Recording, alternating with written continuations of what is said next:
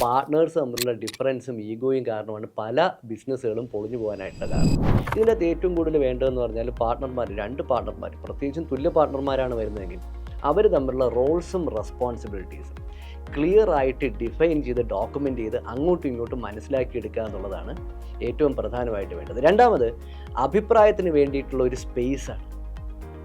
ഒരാൾക്ക് മറ്റേ ആളുടെ അടുത്ത് അഭിപ്രായങ്ങൾ തുറന്നു പറയാൻ പറ്റുകയും മെറിറ്റോറിയസ് ആയിട്ട് ഡിബേറ്റ് ചെയ്യാൻ പറ്റുന്ന ഒരു സ്പേസും പാർട്ട്ണർമാരുടെ ഇടയിൽ വേണം. രണ്ടാമത്തെ പാർട്ട്ണർ ഉറപ്പായിട്ടും മെറിറ്റോറിയസ് ആയിട്ട് പറയുന്ന ആർഗ്യുമെൻറ്റ്സ് ഉണ്ടെങ്കിൽ കേൾക്കാനായിട്ടുള്ള ഒരു മാനസികാവസ്ഥ അയാൾക്ക് ഉണ്ടാവുകയും വേണം. ഇതാണ് ഞങ്ങളുടെ കണ്ണിൽ ഇതുവരെ. ഞാൻ അത് തന്നെയാണ് വിജയൻ, നിങ്ങളൊരു പാർട്ട്നേഴ്സ് ആണല്ലോ. അഭിപ്രായ വ്യത്യാസങ്ങൾ ഉണ്ടാവുക സ്വാഭാവികമല്ലേ വിജയ്?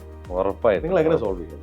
പോസിറ്റീവ് ക്രിറ്റിസിസം ആക്സെപ്റ്റ് ചെയ്യാനുള്ളൊരു മൈൻഡ് സെറ്റ് ഇല്ലെങ്കിൽ നമ്മൾ പാർട്ട്ണർഷിപ്പ് തുടങ്ങരുതെന്നാണ് ഞാൻ പറയുന്നത്. സുഖമായിട്ട് സ്വന്തം പരിപാടി നടത്തുക, ഇഷ്ടംപോലെ ജീവിക്കുക. അത് നമുക്ക് വയസ്സോ എക്സ്പീരിയൻസോ ഒന്നും ബാധകമല്ല. അഭിപ്രായങ്ങൾ വരും, അതിനെ പുറകിൽ കൃത്യമായിട്ട് ക്രിറ്റിസിസം. നമ്മൾ തമ്മിൽ വളരെയധികം സ്ട്രോങ് ആയിട്ടുള്ള അഭിപ്രായ വ്യത്യാസം പലപ്പോഴും ഉണ്ടായിട്ടുണ്ട് പല കാര്യങ്ങളും. പക്ഷേ അത് ബാക്കിൽ നമ്മൾ കൃത്യമായിട്ട് ഡിബേറ്റ് ചെയ്ത് തന്നെ തീർക്കുക. വൺസ് ഒരു കാര്യം ഡിസൈഡഡ് ആയാൽ പിന്നെ രണ്ടുപേരും 100% ആയിട്ട് അതിനകത്ത് നിൽക്കുക എന്നുള്ളൊരു രീതിയാണ് ഞങ്ങൾ ചെയ്തു വരുന്നത്.